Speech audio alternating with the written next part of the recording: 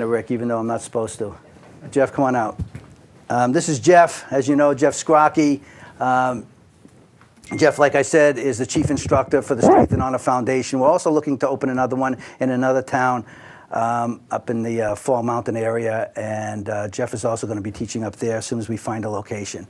The way that I want to structure this, I got about 13 minutes, is that one week I'll do a basic technique like I did last week, where somebody came in low. I wanted to address that, and then I'm going to go to a more complex 5-5 system, because I have people that are just interested in basic self-defense knowledge. Remember, I told you on the knowledge part, I can show you this stuff all day long, but unless you train and have a qualified instructor, then it's not going to really help you a lot. I can talk to you about awareness, but self-defense, I don't teach self-defense courses. I do self-awareness courses, and we have some fun, but there is no 30-day wonders in the martial arts. That's why they call it an art. Okay, so last week we covered somebody grabbing you low. Today I'm going to cover, first of all, somebody getting to your space. I don't want to spend a lot of time on this, but the problem with this is that if somebody's coming at you with both hands, okay, then they're in your space. All right. The thing here is that you need to stop them before that happens. Okay, because what's your option? Your option is to hit. If you can't hit really well and get them off of you, then this person is going to do something to you.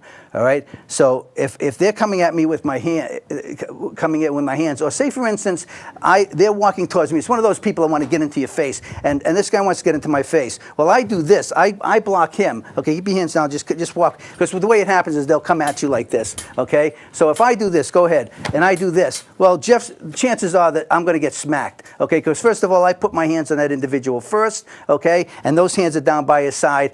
My hands are here. What do you think those hands are doing? So, I mean, it takes an experienced martial artist that if somebody's coming at me from a distance, okay, I can do things, okay, to keep them away from me, all right, without doing serious damage. Now, I can show you the technique like that, which I just did, but the chances of you being able to do that are very slim, because it's a technique that requires a technicianal move. Watch, go, boom. You see, I can get him before he does that, and I can hit him a little bit harder, and I can take his knee out without breaking his knee.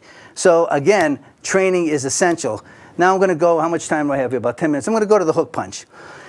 The straight punch is the easiest punch. We have 4 blocks in the system, okay? I've seen this, and I've seen this, and I've seen this. We all did this in the old days, okay? But this is ridiculous, okay? It's ridiculous because sometimes we do it with the kids, and we're trying to get them to do it a little bit better just for coordinational purposes. But let me show you what this is. A guy's throwing a straight punch at you, okay? And I'm going to come around here to block a punch that's coming straight at me. Same thing with here. So 1, 2. So what am I doing? I'm circling here for somebody that's coming at me like this. Makes no sense. Okay, let's do 3 and 4, because I see this in a lot of martial arts styles.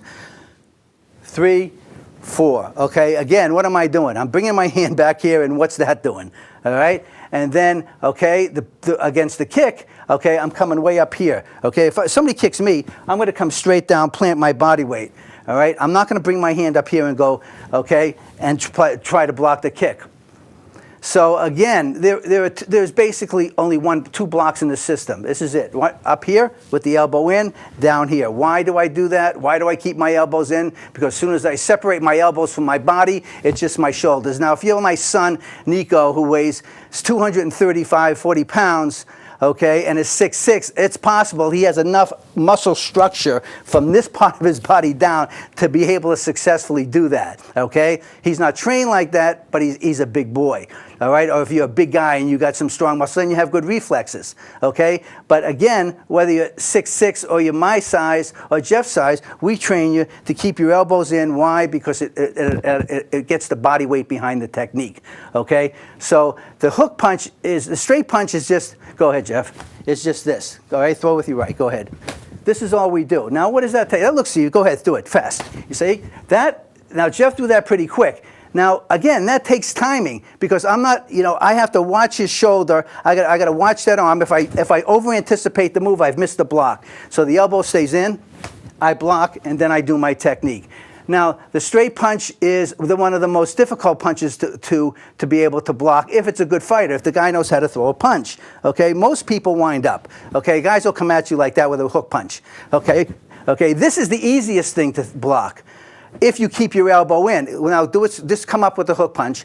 If I have my elbow out like this, again, what happens here? This goes when the power, if somebody Jeff's size, even Jeff's size, because he's a big boy, or somebody like Nico that's big, or some guy with some big arms throws a hook punch at you, and I keep my elbows here, where's it going to go? The stress is going to go right to my elbow, and I will absolutely not, even myself with my elbow out, will not be able to stop that punch. It's going to go right through. It's going to go right through because it's going to go to the next joint.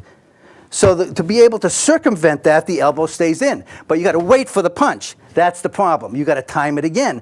I step back, okay, to take it, okay, and this is where I ultimately want to be. Okay, good, Jeff. What I want to do is I can't, and even then, again, this is for a martial artist that has an idea of how to do, really prevent, do technique so that it's effective. The elbow stays in, the block is here, and I brace myself.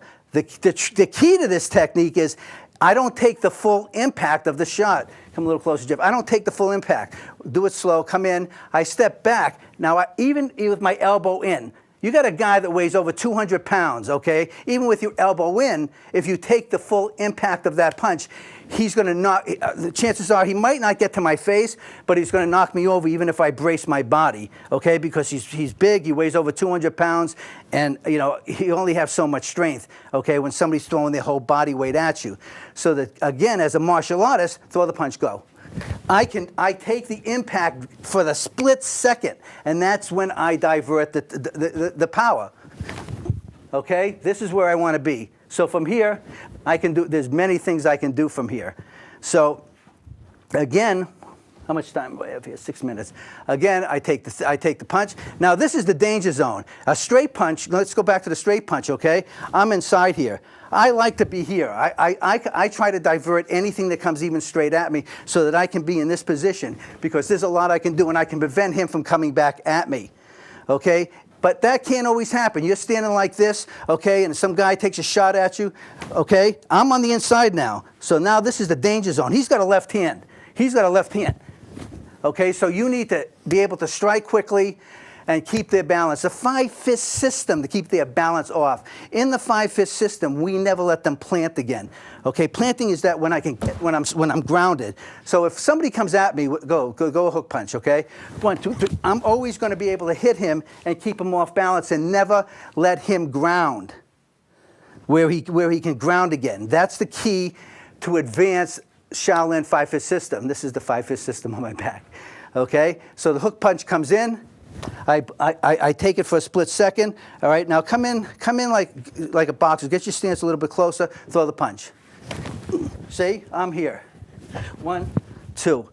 Okay, or I can go to, there's a multitude of them. Let's do it faster. You ready? Go.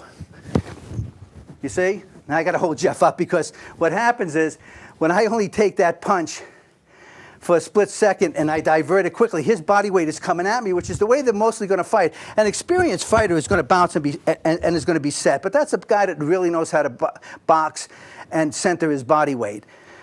I got about 4 minutes, okay? So I want to talk about one more thing. So again, that's my technique. That's not my technique. It's Shaolin 5-fist technique for a hook punch. The other thing is throwing a kick.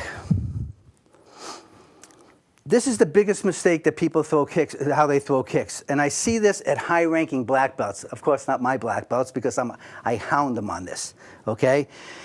Is your natural move when you throw a kick is to alleviate your own body weight because we always work to the least resistance. We always go to the least resistance. So when people throw, if somebody's coming at me from a distance, they'll come in slow because I'm going to do it wrong. This is what they do. Go ahead. Now look what I just did. You got 200 plus pounds coming at me, okay, to come and attack me. I threw a leg out there which weighs what? And what did I do with my upper body? I went backwards. Okay, so this is what I see when they're throwing kicks. They do stuff like this. If you lean back at all, the force of somebody coming at you is going to knock you on your rear end, and at least it's going to knock your balance off if you don't go down.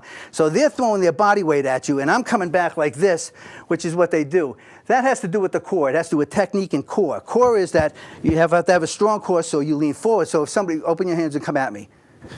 Boom. You see? This is what I do. I actually lean forward. Do it again.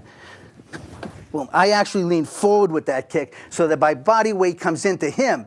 So now I'm not only meeting him with my body weight, I'm meeting him with the impact of the kick. Okay, I think we're out of time, Jeff. Again, I'm Steve DeMasco, GrandMaster Shaolin Studios. Jeff Scrocky, first degree black belt, going up for second degree in his next test, and the chief instructor of the Strength and Honor program, and obviously a student at our studios. Thank you so much for joining us. I'll see you next week.